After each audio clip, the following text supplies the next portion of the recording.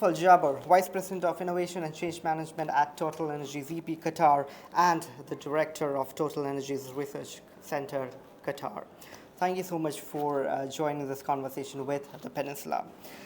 Qatar is in the forefront of achieving sustainability across several sectors. In recent years, both the government and corporate sectors in Qatar have been contributing heavily to protect the nature and preserving biodiversity. Let me begin by asking you this. Where do you think TotalEnergies stand in terms of achieving or contributing to enhancing the marine biodiversity? Thank you for the interview. Actually, if we look at TotalEnergies as a company, it existed for 100 years. This year we are celebrating 100 years since existence.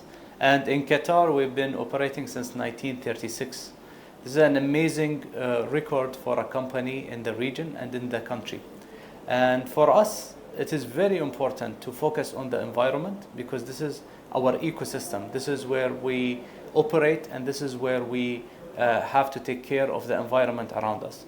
Most of our operation is done in the sea, so in the marine. That's why marine biodiversity is a key pillar in our strategy for taking care of the environment.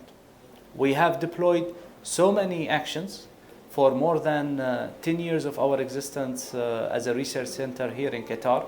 And through these different initiatives, we have taken care of the whale sharks, we have taken care of the coral reef, and we have taken care of the pearl oysters and the other animals and the other species living around our facilities.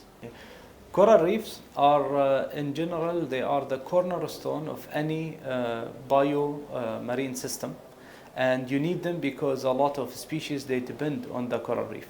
So Qatar Reef is a project that started 3 years ago, and we have deployed some of unique structures with unique patented material. And this technology helps to restore the coral reef in the areas where it was degrading.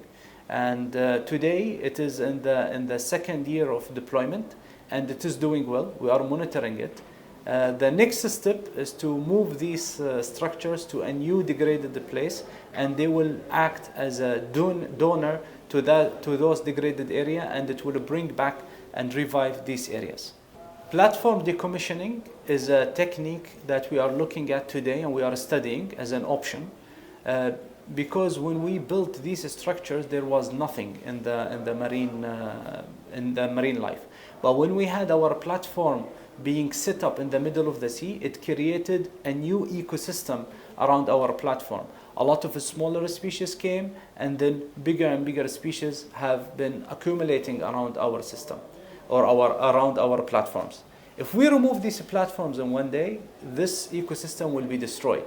So in the future, when we have to stop operation, we have to look closely to the marine biodiversity to ensure that we can leave this as a good heritage and as a positive impact on the environment behind us rather than a negative. Our focus is around our platform and the marine biodiversity around our offshore platform. And one of the techniques that we need to deploy here is a cutting-edge technique called environmental DNA, or in short, it is eDNA.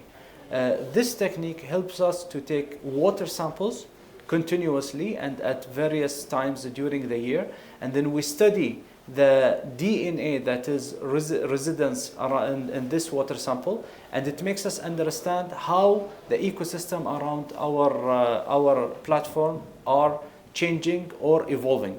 And this is very important because it gives us a historic movement of the species, and it shows if there is any impact, and we can detect any changes in the environment as early as possible. That's why this technique was unique, and we introduced it into our operation here in Qatar. We did a special focus on the whale sharks because this is a species that you can see it by your own naked eye, and there is an already existing monitoring system have been put in place. So it is important to know that Qatar National Vision 2030 have dedicated a lot of its focus on the environmental part, and that's why we are aligning ourselves with this national vision. and with the environmental pillar. And with this, we have deployed so many different projects.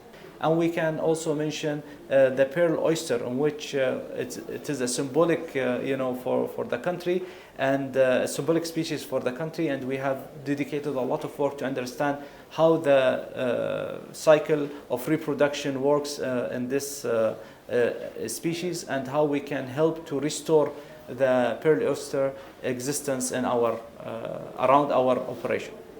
Beautiful, Jabir. Thank you so much for your time with the Peninsula. Most welcome. Thank you.